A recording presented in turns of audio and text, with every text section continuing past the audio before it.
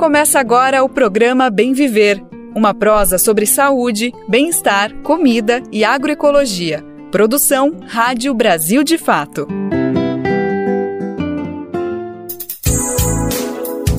Olá, hoje é segunda-feira, dia 8 de abril de 2024. Eu sou Afonso Bezerra e o Bem Viver está no ar. É um prazer imenso começar mais uma semana apresentando este programa que é produzido com muito carinho pela equipe do Brasil de Fato, especialmente para você que está nos ouvindo agora. Então vamos lá, vamos conferir os destaques do programa de hoje. Servidores públicos federais mantêm mobilização pela campanha salarial 2024 e contra o reajuste zero. Movimentos populares e organizações da sociedade civil pedem boicote ao edital da multinacional Cargill e apontam contradição da empresa.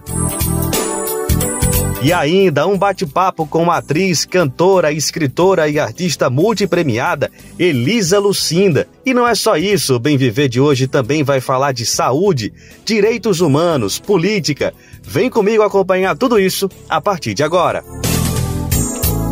E para começar o Bem Viver na manhã desta segunda-feira, uma boa prosa sobre cultura e arte com Elisa Lucinda.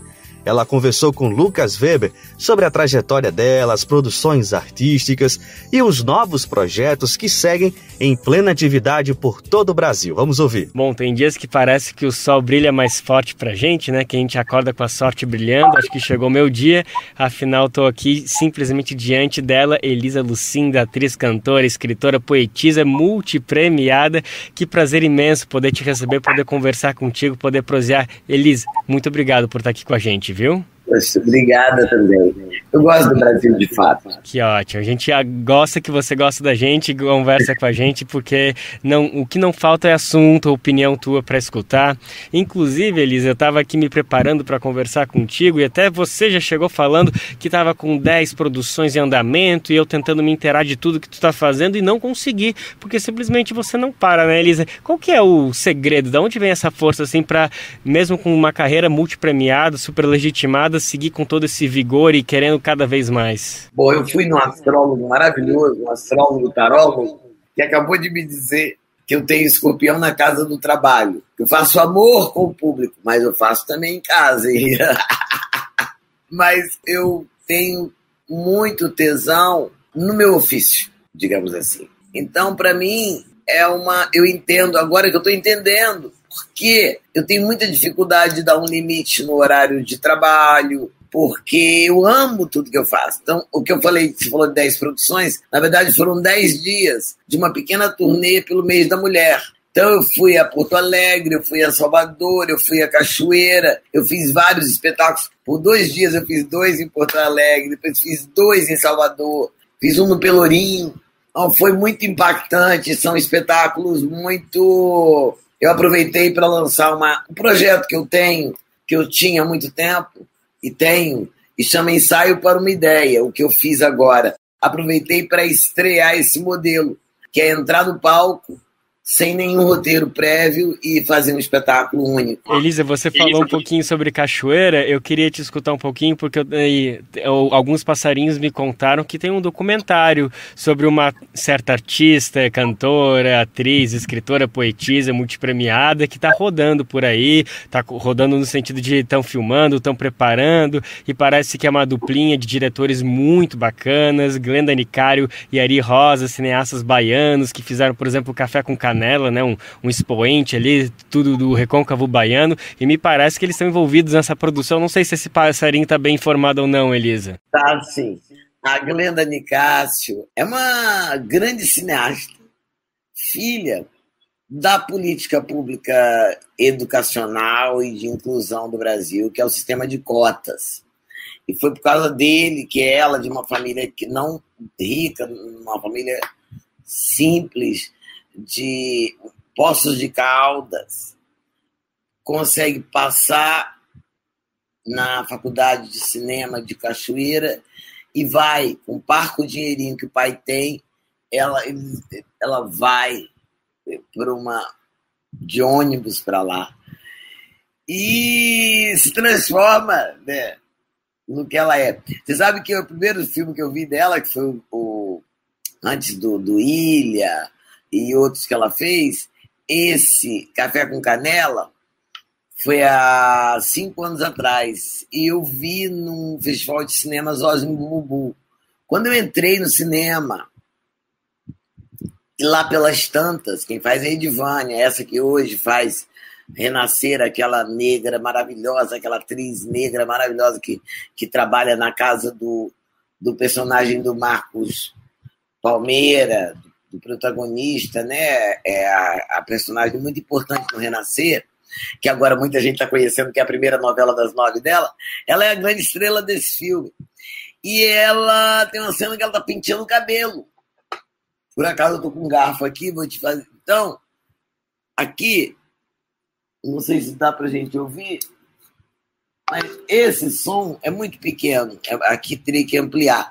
Mas esse som do garfo, pente garfo, que é o que penteia um cabelo black, penteando o meu cabelo, som que eu ouvi a minha vida inteira, esse som do penteando um cabelo crespo, que é um som específico, eu comecei a chorar, Lucas, no cinema. Porque eu nunca tinha ouvido o som do meu cabelo no cinema brasileiro. Porque só tem essa cena com brancas, com aqueles cabelos longos, as escovas, os espelhos. Não tem mulher preta penteando o cabelo. Então, aquilo foi... mudou o paradigma. Falei, uau! Então é isso. Bom, e aí meu filho Juliano Gomes é um crítico de cinema, professor da FAAP, e ele me tinha falado, mãe, a Glenda é uma cineasta brasileira. Aí eu fui à Cachoeira na Flica, né, a feira literária de lá, que é maravilhosa, onde eu conheci Paulina Chiziane e tal. E meu filho falou, mãe, você está em Cachoeira? Você tem que conhecer a Glenda Nicasio, que eu te falei, tarará, do filme, melhor filme do festival, ganhou o festival, ganhou de todo mundo. E ela é sua fã, ela tem o seu livro Vozes Guardadas na cabeceira, meu filho disse. E aí eu fui conhecer a Glenda, ficamos amigas, e ela então propôs, o ano passado, em contar a história da minha vida, que ela acha que é uma vida interessante de ser contada. E nós começamos a fazer documentário, ela e a Ari Rosa, da Rosa Filmes. Ela parou este ano o projeto, não parou, nós ficamos gestando o projeto, porque ela passou esse ano dirigindo Fuzue, ela era uma das diretoras da novela Fuzue da Globo, que substituiu Vai na Fé, e agora a gente retomou e deu os primeiros passos práticos para o filme. Eu estou animada, estou muito animada. Tá todo mundo muito animado, pode ter certeza. Não é só a Glenda que acha que você tem uma história maravilhosa que merece ser contada o Brasil inteiro. E eu quero saber mais sobre as previsões, quando que talvez seja concluído esse documentário. Enfim, conta um pouquinho mais pra gente o que tu pode contar. Não sei, eu acho que a gente vai fazer daqui, acho que fica pronto daqui a 1 ano e meio, acho que 1 ano. Porque a gente não vai fazer uma coisa previsível. Eu não posso falar. Mas eu acho que vai ser parecido comigo, com o meu jeito, eu acho que particular, de ser, de existir, de tocar minha carreira, um conjunto de ideologias me rege, sabe? Então, não podia ser qualquer pessoa para fazer um documentário. Qualquer pessoa que eu digo assim, era preciso um afinamento de ideologia. Eu gosto que ela seja uma mulher negra, que ela seja mulher e que seja a poeta que ela é, o olhar dela. E o Ari, né, que é parceiro dela, um visionário, um grande roteirista. Então, acho que a gente vai fazer uma coisa criativa, diferente, animada e fiel. Sobretudo fiel, porque eu tenho medo de me botar em alguma caixa. Eu passei a vida inteira não querendo caber em caixa alguma. E eu acho que isso fica muito evidente, né, Elisa, essa multiplicidade que você é, nessa multiartista que atua em qualquer área que aparece, seja atriz, seja cantora e seja poetisa. E eu queria qualquer área artística. Qualquer área artística, por favor. E eu queria te ouvir um pouco isso, porque você não é a única artista negra que a gente vê que tem essa atuação que é múltipla, né? Mas parece que existe uma tendência da sociedade que tenta justamente colocar em caixinhas, né? Que parecem se tenta limitar. Parece que um dos efeitos desse racismo estrutural que a gente não vive, que é colocar, não, a Elisa é o quê? Ela é atriz. E as pessoas às vezes nem têm contato com a poesia que você escreve, com os livros que você escreve. São mais de 14 livros publicados, mais de 5 discos. Você tem essa sensação que às vezes parece que a sociedade tenta te limitar, colocar a Elisa é isso, a Elisa é aquilo? Eu não sei se é nesse caso. Eu não atribuo ao racismo estrutural. Não atribuo mesmo. Eu acho que a sociedade tem dificuldade de como lidar com pessoas e fatos que não estão dentro de caixinhas previsíveis. Então, eu sempre tive dificuldade nesse quesito. Assessoria de imprensa, graças a Deus, não tem esse problema com a Marrom Glacé. Mas eu tive há muitos anos atrás, assim, não, eu tenho que escolher, eu tenho que te vender para revista de teatro, eu tenho que ter programas de teatro, ou é de literatura, ou é de cinema, Não, sou uma artista. Então, eu acho que o problema do racismo estrutural é outro na minha vida. É aquele que fez com que eu fosse julgada, né? Aquele que fez... Eu sempre gostei de transparência, saia curta, mas eu nunca fui uma mulher que as pessoas não tivessem respeito do ponto de vista ético, entre aspas, moral, sabe? Mas uma mulher negra de mini saia, ela não tem a mesma leitura que uma mulher branca, né? Uma mulher negra de shortinho, a leitura leva a uma coisa de vulgaridade e como se fosse uma permissão para o desrespeito. Então, independente de eu ser artista, esse é o problema de toda mulher negra brasileira. Toda mulher negra do mundo eu arriscaria, porque o mundo é muito racista. Então, isso atrapalhou a minha carreira, eu tenho certeza que eu fui julgada muitas vezes, eu vi outras vezes, né? E isso em várias coisas, você vai alugar um apartamento, em várias coisas que as pessoas brancas nem imaginam, sabe? Aí você fala assim, eu sou atriz, a pessoa fala assim, sei. Sabe? Como se estivesse dizendo assim, eu te conheço, sei muito bem que você não é atriz, nada, você está aí dando algum golpe, como se estivesse meio fora da lei. Então, para mim, a questão do racismo estrutural não mexe muito na minha questão da minha multiplicidade. Eu, por minha vez, adoro essa multiplicidade, porque se eu não cantasse, eu ia ficar muito frustrada. Se eu não escrevesse verso, eu ia ficar frustrada. Se eu não falasse poesia, eu ia ficar frustrada. Se eu não atuasse como atriz, também. Se eu não desenhasse essas pinturas que você está vendo ali, eu não desenho, mas eu pinto. Eu desenho, mas não essas. Essa é Debré. Acho que é Debré. Rugendas. Não sei, acho que é Rugendas. Eu pintei, eu colori esse quadro aqui. À direita do quadro de quem vê, né? Então, eu seria frustrado, eu faço, porque eu gosto de fazer, são meus dons. Todo o dinheiro que entra na minha casa, todo dia, mas o dinheiro que entra na minha casa e na minha vida vem dos meus dons. E só tem um problema. Eu custo descansar, porque eu sou uma criança, que a pilha acaba e eu caio. Vou dormir, não tomo remédio para dormir, não. Mas eu tenho muito tesão assim, no meu trabalho, sabe? Cheguei ontem, já tive uma reunião da peça que eu estou escrevendo, junto com a minha parceira Giovana Pires, que a gente vai estrear, reunião com a equipe. É tudo tão vivo, é tudo tão gostoso, que eu nem noto que é trabalho, mas porque eu vivo dos meus dons. Eu acho bom, eu fico feliz de ser assim. Eu acho um aproveitamento da vida. E a gente acha bom também que você pode, que você consegue, que você é feliz vivendo desse dom, porque esse dom alimenta a gente, seja por meio da poesia, das suas atuações. Eu tenho certeza que todo mundo que está nos acompanhando está vindo na memória algum personagem, uma personagem sua de todas essas novelas que você já atuou, seja no teatro, nas novelas que a gente vê na TV, enfim. Elisa, eu quero falar um pouquinho agora sobre a tua escrita, porque você é filha, né, de um professor de português e latim, e me parece que isso influenciou muito no seu contato, com a sua aproximação com a leitura, seja a leitura da poesia, romance, enfim. Realmente impactou? Você teve uma proximidade, uma facilitação maior em compreender o poder da leitura por conta de uma influência familiar? Certamente, porque meu pai me apresentou a vida da literatura, a vida das palavras, como um país, um mundo.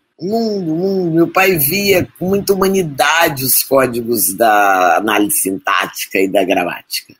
O verbo é o senhor da ação. Claro que essa oração é a oração principal, minha filha.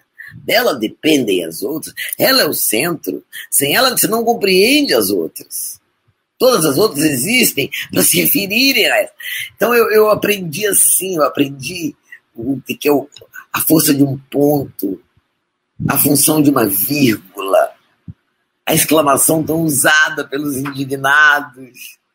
Eu gosto demais da nossa língua, gosto demais de ter essa ideia de como, para mim, é como se eu vivesse num país de palavras, sabe? Eu adoro. É onde eu me recolho, ali dentro. Às vezes, quando eu quero fugir do mundo, eu vou para lá, pro meu cantinho, assim, onde é um mundo de palavras. Me sinto muito bem entre palavras. Que lindo. Meu pai tem muita... Ocupa um lugar central no meu amor pela palavra. Elisa, é emocionante te escutar isso, essa descrição tão bela. Às vezes a gente fica até de mal com a língua portuguesa, com tantas regras, não entende algumas coisas, mas quando te escuta esse teu processo de aprendizagem, nos obriga a repensar, né, esse contato que a gente precisa ter com a nossa língua, com a nossa escrita, enfim.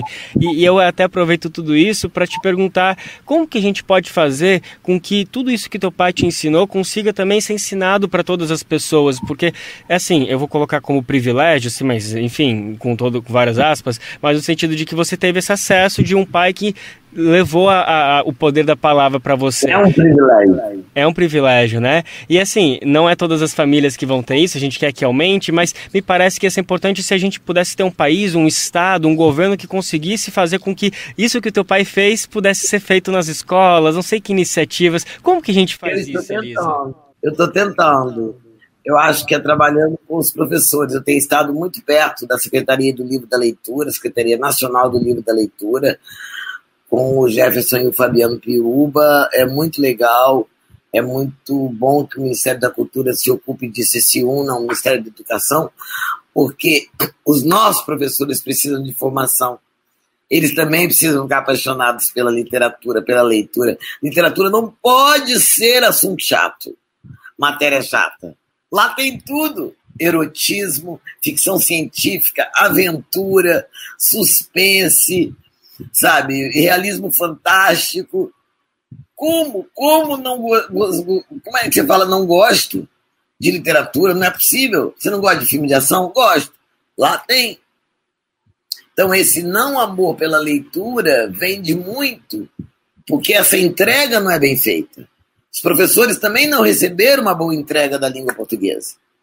Então, eu tenho trabalhado na minha vida, nos meus espetáculos, nas minhas aulas de poesia falada, no meu Instituto Casa Poema, onde a gente usa a poesia como equipamento e como pedagogia de cidadania, inclusive. A gente trabalha com populações excluídas, trans, meninos que estão cumprindo medidas, população LGBTQIA+, meninos que estão cumprindo medidas, meninos e meninas, populações mais vulneráveis de periferias.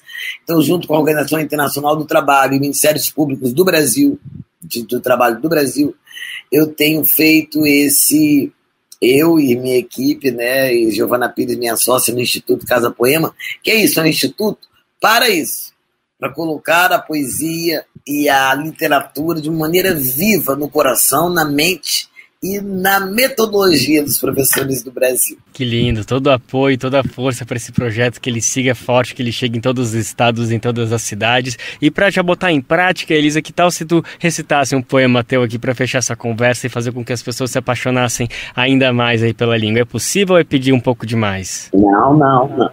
Vou falar um poema chamado Credo. É meu. De tal modo que eu jamais negá-lo poderia. Sou agarrada na saia da poesia, para dar um passeio que seja montanha, praia, ao campo, uma viagem de carro, avião ou trem, uma ida a um consultório com uma possibilidade ínfima que seja de espera. Faço logo a mão nela para sair. É um Quintana, uma Cecília, uma Adélia, ou qualquer outro a quem eu ame me unir, porque sou humano e creio no divino da palavra. Para mim é um oráculo a poesia. É meu tarô, meu tricô, meu búzios, meu cristal clarividente, meu copo com água, meu conselho de avô, a explicação ambulante para tudo que pulsa e arde. A poesia é síntese filosófica, fonte de sabedoria e bíblia dos que, como eu, creem na eternidade do verbo, na ressurreição das tardes e na vida bela. Amém. Senhoras e senhores, Elisa Lucinda, atriz, cantora, escritora, poetisa, multipremiada, ela que ganhou o Festival de Cinema de Gramado em 2020, ganhou o Festival Internacional de Cinema em 2021, ganhou o Troféu Raça Negra em 2023, melhor atriz, um currículo invejável que a gente tanto ama e tanto quer que continue assim se perpetuando. Elisa Lucinda, muito obrigado por conversar com a gente. Poxa, obrigada também, adorei. Eu quero dizer que se as pessoas quiserem adquirir alguns dos meus livros, vão na minha página, Elisa Lucinda, no Instagram, e lá tem um link na bio, vai receber autografadinho em casa. Tem lugares que nem tem livrarias no Brasil, né? Então, pode pedir que a gente manda para vocês. E eu estou sempre perto de algum lugar na sua cidade, porque viajo esse Brasil inteiro. Agora estava fazendo um trabalho só com desembargadores, juízes, gente dos tribunais regionais de trabalho. É muito legal que a poesia alcance tais patamares para mexer no funcionamento da sociedade tão machucada com guerras e outras dores. É isso. Pronto, está feito o convite. Procurem saber, procurem encontrar. Vivam perto de Elisa Lucinda, seja por meio da arte dela, seja presencialmente. E este mês de abril pretende ser de fortes mobilizações das categorias de servidores públicos federais. Desde o início da campanha salarial de 2024, no fim do ano passado, os servidores federais reivindicam por uma recomposição salarial e a revogação de normas e decretos do governo Bolsonaro que atingem diretamente o funcionalismo público.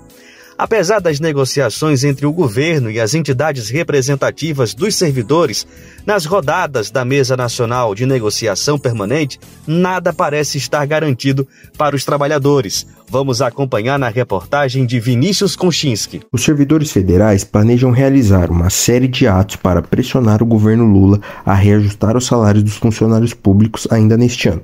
As mobilizações foram convocadas pelo FONASEF, que é o Fórum das Entidades Nacionais de Servidores Públicos Federais.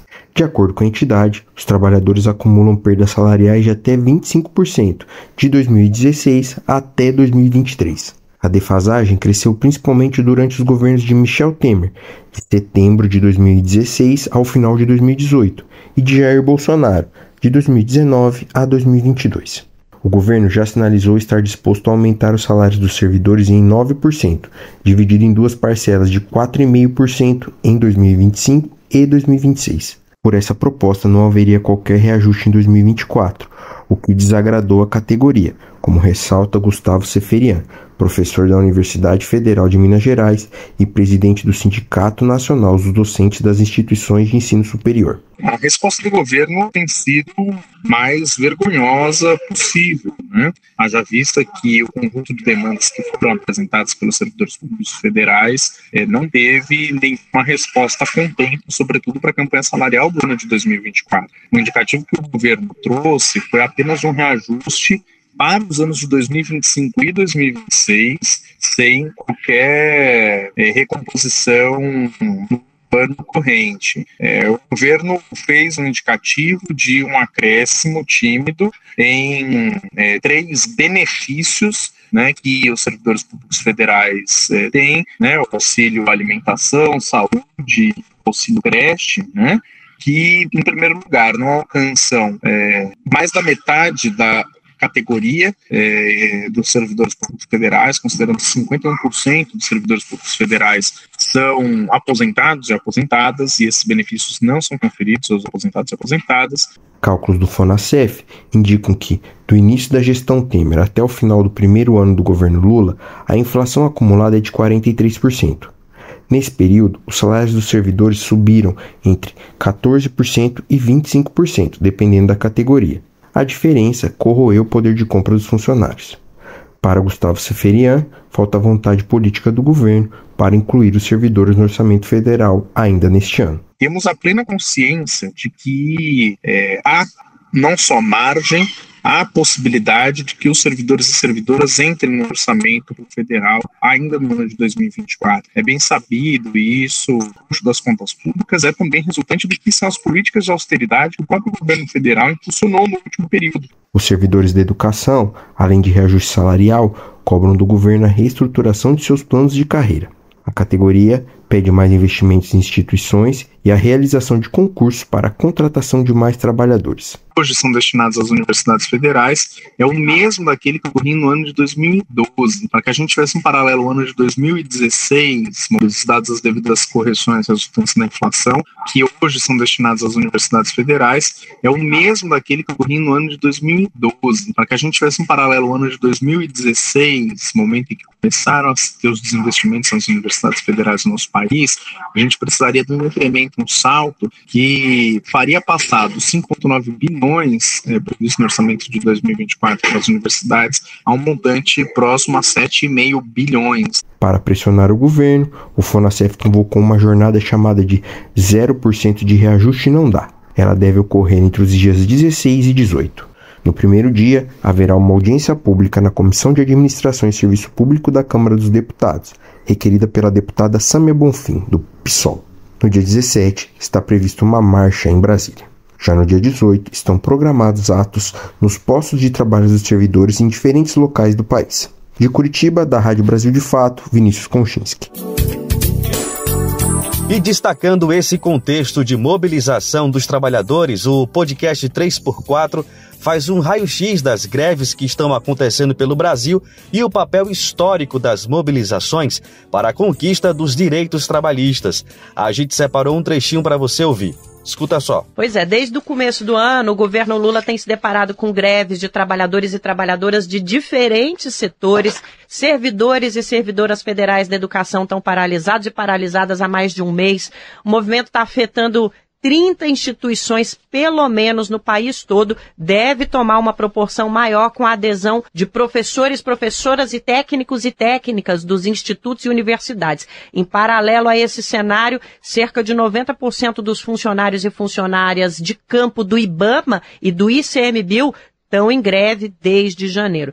As categorias cobram melhorias nas condições de trabalho, entre outras pautas, e na esteira desse quadro, o governo está tentando emplacar no Congresso um projeto de lei que visa regulamentar o trabalho dos motoristas via aplicativo. Então a gente tem um movimento de trabalhadores e trabalhadoras buscando direitos hoje no Brasil, que é muito importante. É sobre esse movimento que a gente vai falar hoje, né? O que esses movimentos de luta por melhores condições de trabalho têm em comum? Como é que eles dialogam quando a gente fala de precarização das condições de trabalho? Enfim, com a nossa realidade atual.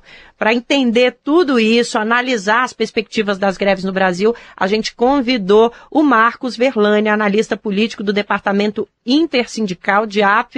Marcos, é um prazer ter você aqui com a gente agradece muito você ter aceitado o convite e estar aqui conosco para esse debate importantíssimo. Obrigado, Nara. Espero contribuir com esse debate. Obrigado pelo convite. Estamos juntíssimo. Valeu demais a presença de todo mundo. Vamos começar então, né, seu Nicolau? Vamos nessa? Vamos que vamos. Bom, começando com o Marcos, parte dos trabalhadores do sistema de ensino federal estão parados desde 11 de março e professores e técnicos estão programados para aderir a essa greve nos próximos dias, o que pode chegar a envolver cerca de 1/3 dos servidores federais. Como é que você vê esses movimentos simultâneos de diferentes grupos de servidores da educação federal? Você acha que a gente pode ter uma onda de greves do serviço público? Eu acho que era natural que isso acontecesse nesse segundo ano do terceiro mandato do presidente Lula. Há muita dificuldade, né? O ano passado ocorreu um fenômeno que foi o fato de o presidente começar a governar antes de assumir, antes de tomar posse efetivamente com a PEC da transição. Em função da eleição, o Bolsonaro jogou muito dinheiro na sociedade, muito dinheiro. E isso foi interessante porque ajudou a dar uma desanuviada na crise econômica brasileira. E o Lula pegou um pouco disso, além do total desgoverno da gestão anterior, mas também pegou recursos e tal. Isso deu uma aliviada na sociedade brasileira, isso foi extremamente positivo. Mas já era esperado para esse ano, com um governo mais organizado, com um orçamento mais bem estruturado, de haver um certo arroxo. O ano passado, os servidores federais tiveram um aumento de 9%, linear, né, quer dizer, para todo mundo de 9%, isso deu uma aliviadinha, e isso naturalmente aumentou, as pressões aumentaram agora nesse segundo ano do terceiro mandato. Eu acho que é positivo isso, porque de fato há um grande arroxo, 6 anos de muito arroxo, os 2 anos do mandato tampão do Temer e os 4 anos trágicos do mandato do Bolsonaro, então era absolutamente natural, nesse segundo ano, essas coisas de greve, de movimento grevista, de forçar o governo a melhorar as condições dos servidores federais, no caso. Então eu vejo isso de maneira muito tranquila e positiva. Eu acho, inclusive, que o governo tem mais disposição de negociação, não tem recursos para atender todas as demandas, porque nós estamos falando de uma coxa de pobre, né? Se você cobre a cabeça, descobre os pés, se você descobre os pés, descobre a cabeça. Então, é essa dificuldade, mas o movimento sindical está acostumado com isso, com essa luta, com essa dificuldade. Claro que essa batalha ela tem alguns componentes de dificuldade em função da falta de recursos do movimento sindical. O movimento sindical foi desmantelado nos últimos 6 anos, então também um momento de resgate da luta sindical brasileira. Isso é importante. E eu acho que além do processo grevista por melhorias, precisa resgatar a capacidade de mobilização da esquerda, do movimento progressista, do movimento sindical, porque nós estamos meio que paralisados, né?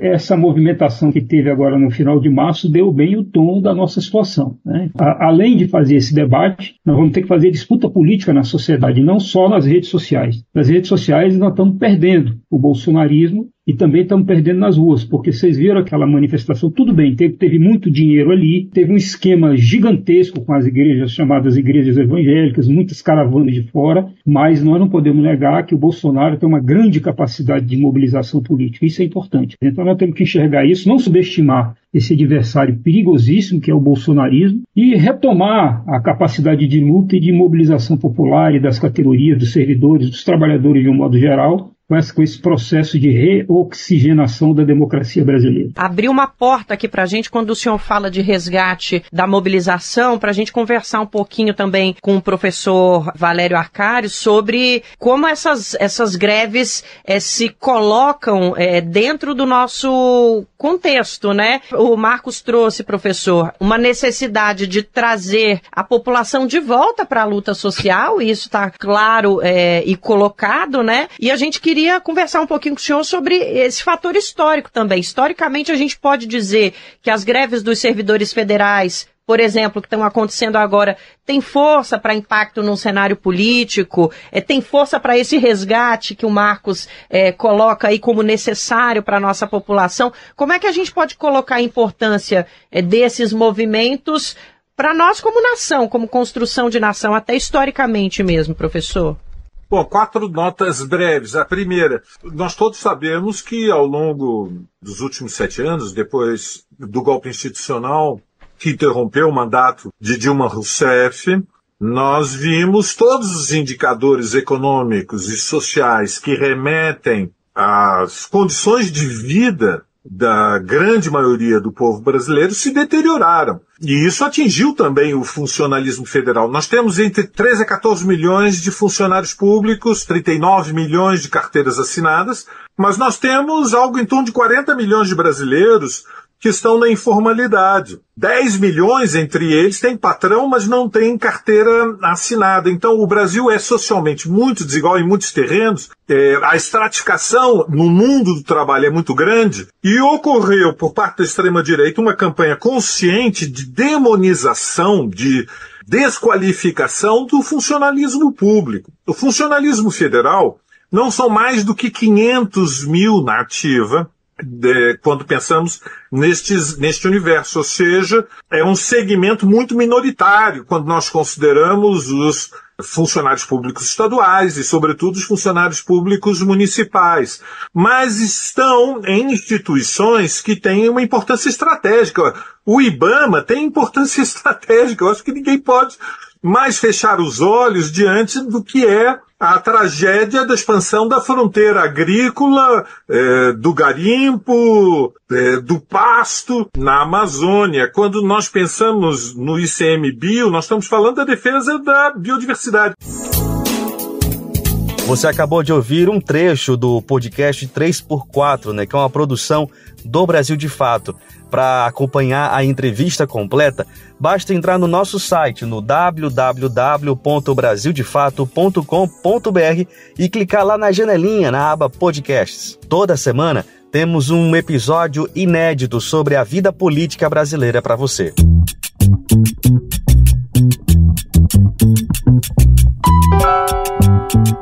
Oi pessoal, eu sou Rosana Fernandes, da Coordenação Política Pedagógica da Escola Nacional Florestan Fernandes, e hoje eu tenho um convite especial para você. A Escola Nacional Florestan Fernandes precisa do seu apoio para continuar promovendo a formação política da classe trabalhadora.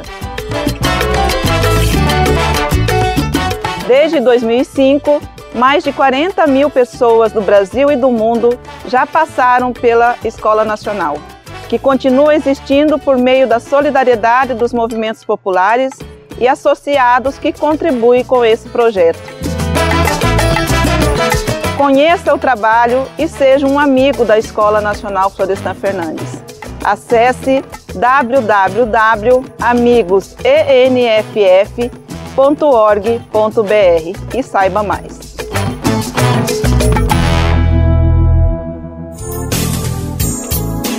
E seguindo com o nosso programa, a gente destaca agora um abaixo-assinado promovido por diversas organizações da sociedade civil e movimentos populares contra a Cargill, uma das empresas gigantes do setor do agronegócio.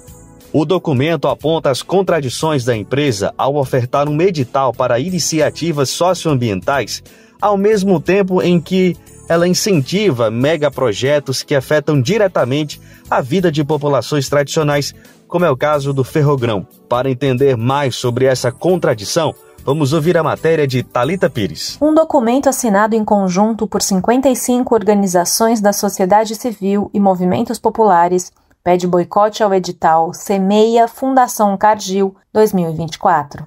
Esse edital foi lançado pela multinacional líder do setor do agronegócio no Brasil, com o objetivo de, segundo ela, apoiar iniciativas socioambientais e negócios de impacto.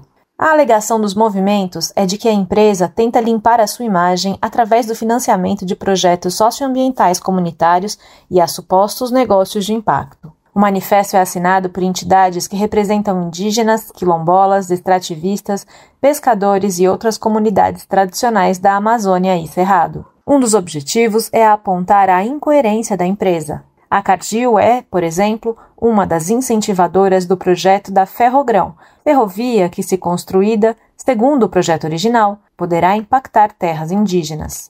Estão previstos danos ainda em unidades de conservação e povos isolados. Uma parte da Carta dos Movimentos diz, abre aspas, a verdadeira Cargill, considerada a segunda maior empresa de capital fechado do mundo, não defende a natureza nem as comunidades locais, mas sim projetos de destruição como a Ferrogrão, uma ferrovia de 933 quilômetros que cortaria a floresta amazônica ao meio para aumentar ainda mais a produção já recordista de soja e milho no Mato Grosso e no Pará. Fecha aspas.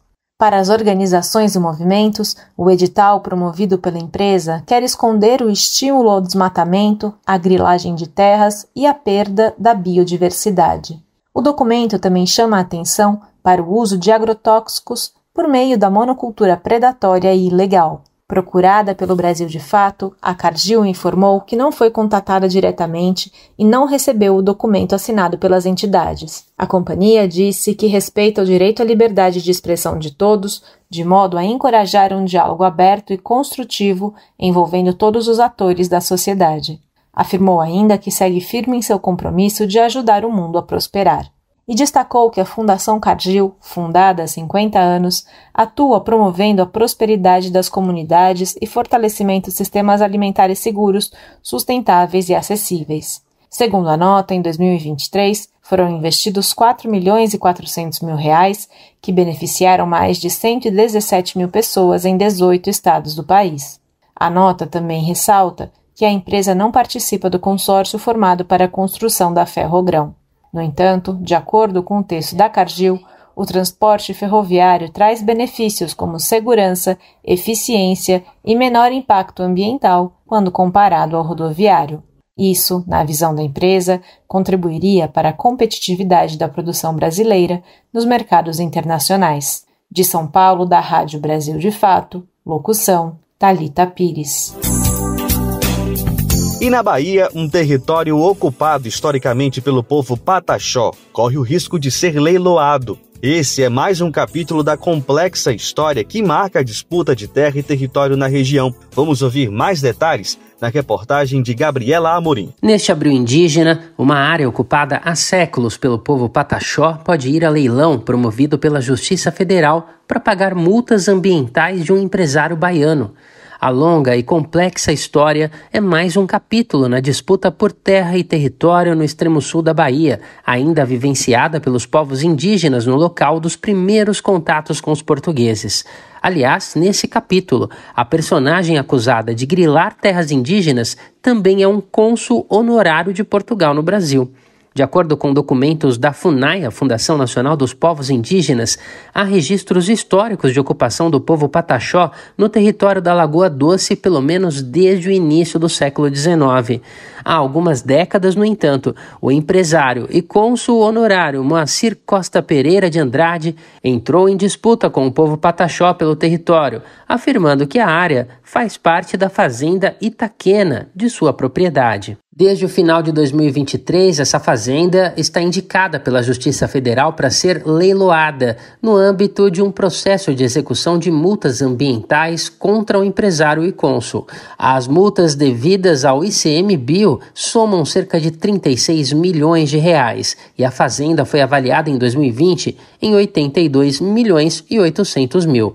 Canhu Pataxó, presidente da Federação Indígena das Nações Pataxó e Tupinambá do extremo sul da Bahia, afirma que o povo Pataxó já vem há meses questionando a validade do leilão. É exatamente o território Água Doce do povo Pataxó. É o que está sendo colocado como terra dele para poder ser leiloado. Só para você ter uma ideia, essa área é de uma riqueza ambiental gigante que a gente não compreende. Como que para pagar um crime ambiental você comete outro crime ambiental e ainda um crime contra um povo, né? A liderança explica que o povo Pataxó já notificou à Justiça Federal de que existe uma comunidade indígena que ocupa tradicionalmente o território.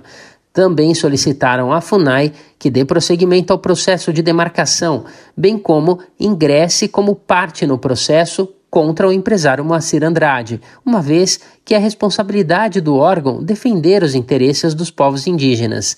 O coordenador da FUNAI na região sul da Bahia, Aruan Pataxó, informou que desde o ano passado o escritório vem acompanhando o caso, tendo realizado 2 visitas técnicas ao local. E aí nessa semana a equipe nossa também vai no local, para poder fazer a qualificação da área, pegar todas as informações e também fazer uma informação técnica e mandar para a presidência da FUNAI e também para a Procuradoria Especializada para fazer essa questão da defesa judicial. O coordenador da FUNAI na região disse ainda que há, inclusive, um pedido de reintegração de posse do território da Lagoa Doce feito pelo empresário Moacir Andrade. Uma situação bastante complexa, com diversos interesses, no qual as comunidades indígenas, nesse processo aí, que foi colocado à venda, parte dessa área não foram ouvidas. A comunidade Pataxó aponta ainda para a ausência do Ministério Público Federal atuando no processo, uma vez que o órgão tem como função a defesa dos direitos coletivos dos povos indígenas. Procurado pelo Brasil de Fato Bahia, o MPF informou que recebeu nesta semana uma representação sobre o assunto protocolada pelo gabinete da deputada federal Célia Chacriabá, do PSOL. Por meio da assessoria de comunicação, afirmou que o documento já tinha sido encaminhado com urgência ao TRF1, que é o Tribunal Regional Federal da Primeira Região. Diante da ausência da atuação de órgãos federais, uma das famílias Pataxó, que mora no território Lagoa Doce, constituiu um advogado para defender os interesses indígenas no processo. O defensor Adam Corren Poleto contesta a decisão da Justiça Federal em primeira e segunda instância em manter o leilão, mesmo após receber a contestação da comunidade indígena. O juiz não poderia permitir o leilão de uma área que tem uma ação declaratória de posse em curso, né? A mesma vara em que ele é presidente do processo de execução, processo que teve o ato do leilão. Então, assim, isso demonstra não apenas inaptidão técnica do magistrado, mas, sobretudo, inclinação, né?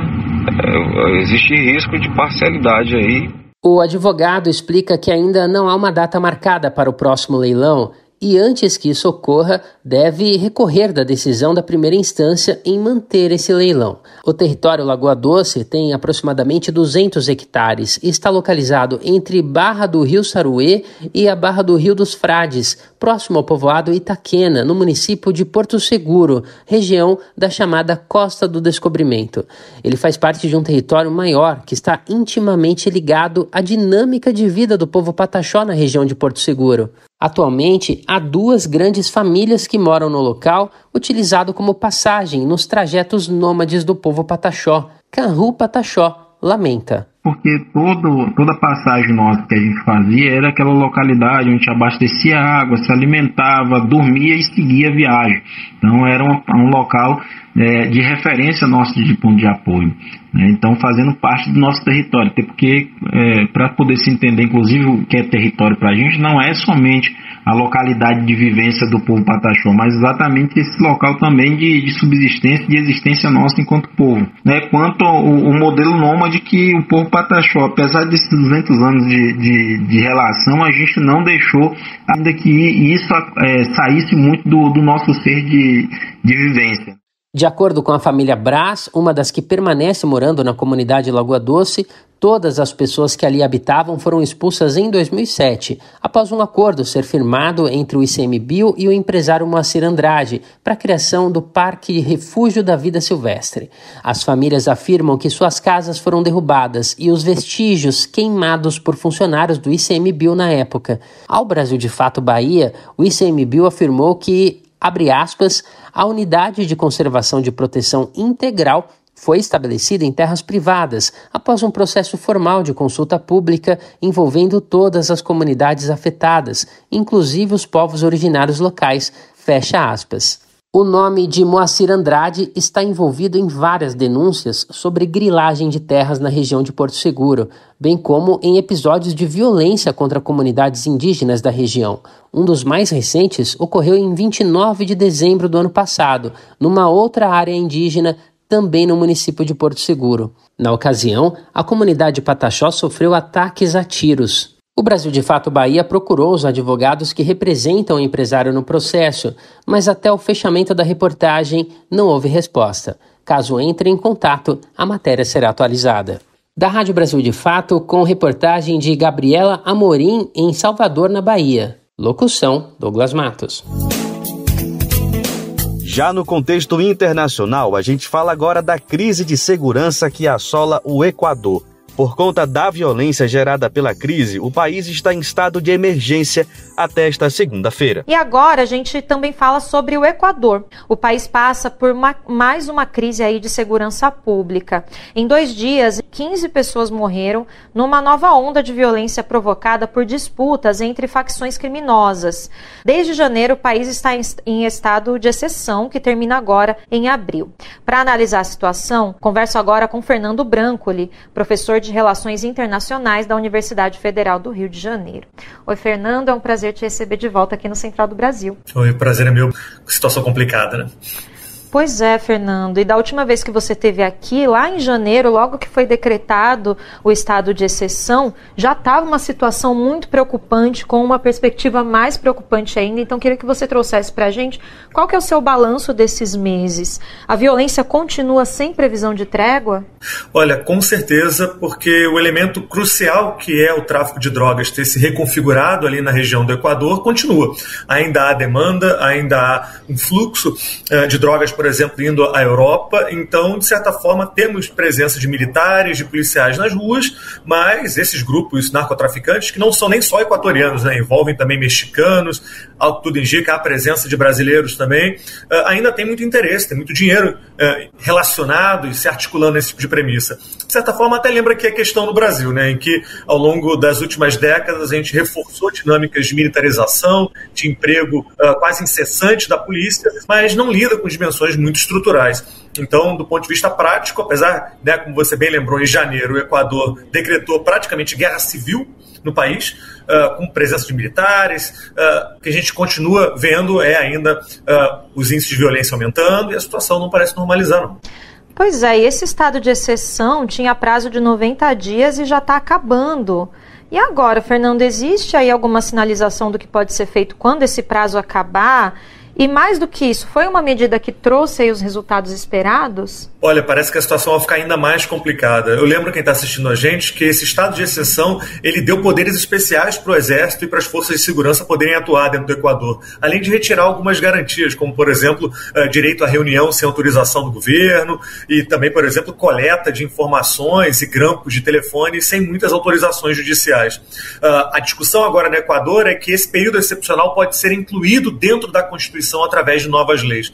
Então, por exemplo, uma presença mais específica de militares nas ruas e mesmo poderes especiais para forças policiais podem ser expandidos, não necessitando mais desse dispositivo de excepcionalidade que foi implementado em 8 de janeiro.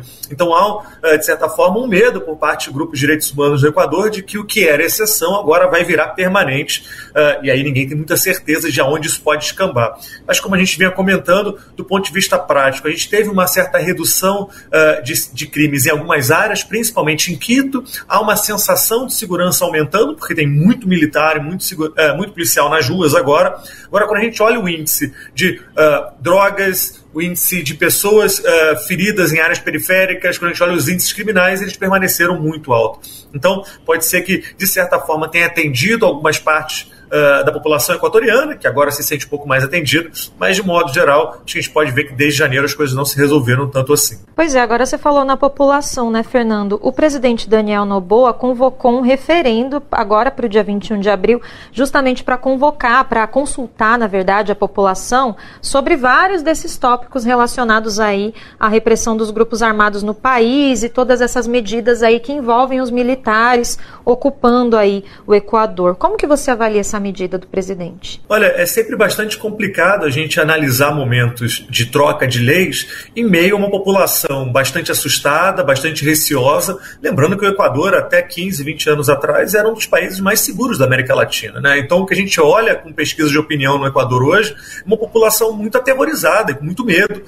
dessa nova realidade de violência, de grupos narcotraficantes, coisas parecidas. Então quando a gente pensa um referendo em que basicamente a presidência está pedindo mais poderes e menos direitos para a população em geral no que diz respeito ao combate ao narcotráfico, há, de certa forma, um receio de que essa população aterrorizada pode votar com medo e autorizar, de certa forma, a redução de direitos, redução de ferramentas. É óbvio que ninguém é contra de mecanismos potentes e estratégicos para lidar com o narcotráfico, para lidar com a criminalidade. Agora, o grande receio é que, na medida em que essas medidas dentro dessa configuração, isso pode ser usado para não só combater narcotráfico, mas população periférica, grupos ativistas, todo mundo pode entrar nesse balaio do que hoje é chamado de narcoterrorismo dentro do Equador, né? Terrorismo acaba não tendo uma definição muito clara, pode ser, obviamente, grupos traficantes, grupos criminosos, mas a gente sabe ao longo da história da América Latina que governos, às vezes, gostam de incluir também outros grupos dentro dessa colocação. Então, particularmente, há um receio de grupos ligados a direitos humanos no Equador e mesmo na América Latina né, de que esse referendo, dentro de uma situação tão emergencial e tão aterrorizante para a população, pode referendar, no final das contas, mudanças importantes dentro das leis e aí, de certa forma, reduzir também os mecanismos de proteção da população de modo geral, né, Luana? Olha que situação complexa, né? A gente vai continuar, claro, acompanhando tudo aqui e lembrando vocês, como eu falei lá no começo, o Fernando veio aqui, desculpa, professor, você veio aqui lá em janeiro para falar dessa situação, analisou tudo isso e a gente tem lá no nosso site brasildefato.com.br, porque ele fala justamente dessa situação complexa envolvendo outros países, que não é uma coisa que está só dentro do Equador, né, professor? Então, eu lembro você também para acompanhar e a gente continua falando disso e espero você numa próxima oportunidade, claro, para a gente continuar esperando que seja uma situação bem melhor aí para o Equador e para os equatorianos que estão sofrendo com toda essa situação. Obrigada, Fernando. Um abraço, Luana. Pode ser Fernando mesmo. Estamos aqui na discussão horizontal de coisas tão importantes assim. Forte abraço para quem nos assiste também. Obrigada. Até uma próxima. Nós conversamos com o Fernando Branco, ali, professor de Relações Internacionais da Universidade Federal do Rio de Janeiro. E para encerrar o programa de hoje, vamos conhecer a cura ancestral das mulheres indígenas do Maranhão na reportagem de Mariana Castro.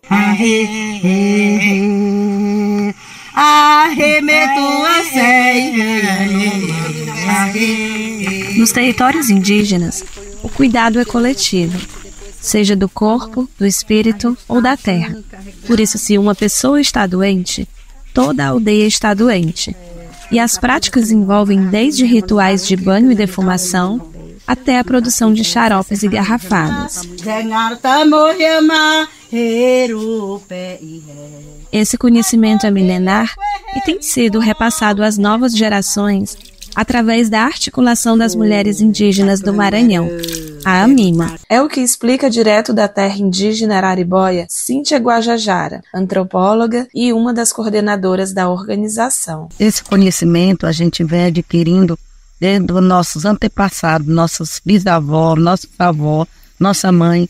E esse conhecimento a gente vem repassando para geração, nossos netos, nossos filhos, né? E a gente vem acompanhando, observando os processos desse conhecimento, desde os banhos, a importância da prevenção e da cura da medicina através das plantas medicinais, como o cumaru, a copaíba, a andiroba, a mucuíba, né? As raízes, as folhas, as sementes, os óleos e os leites. Cada planta tem a sua importância. Isso é um conhecimento milenar, um conhecimento ancestral que a gente não pode deixar perder, só vem fortalecer a nossa saúde e a nossa medicina.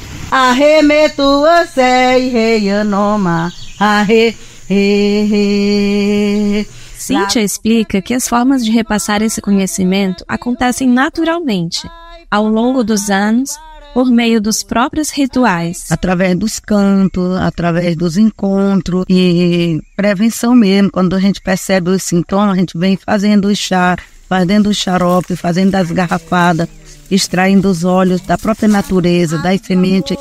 Cada região, cada lugar, cada aldeia tem uma característica própria. Eu estou falando aqui do território araribóia, especificamente da aldeia Lagoa Quieta, porque eu aprendi com minha avó, aprendi com minha mãe e já estou ensinando para minha comunidade, minhas filhas, meu genro, minha neta. Maria do Amparo Guajajara apresenta uma das flores utilizadas nos rituais. Essa flor aqui é a flor da mucunã, que a raiz, o pé dela serve para febre, para vômito. A água delas também é muito importante, viu? A flor da mucunã, que isso aqui é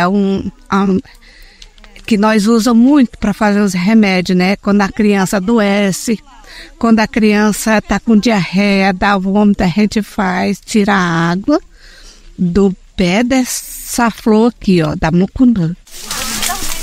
E as crianças da comunidade já sabem da importância de tudo isso, o quanto que a medicina indígena, a medicina tradicional é importante para o nosso povo, para a nossa existência, para a nossa saúde e traz uma qualidade de vida para nós. E isso é a forma de cuidar que a gente vem passando para o nosso jovem, uma forma de bem viver para o nosso povo.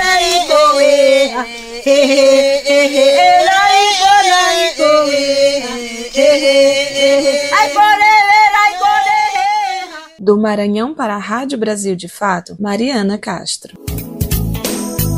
A edição do Bem Viver desta segunda-feira fica por aqui. Lembrando que você pode nos ouvir na Rádio Brasil Atual 98,9 FM na Grande São Paulo ou no site radio.brasildefato.com.br. O programa vai ao ar em diversas rádios pelo país.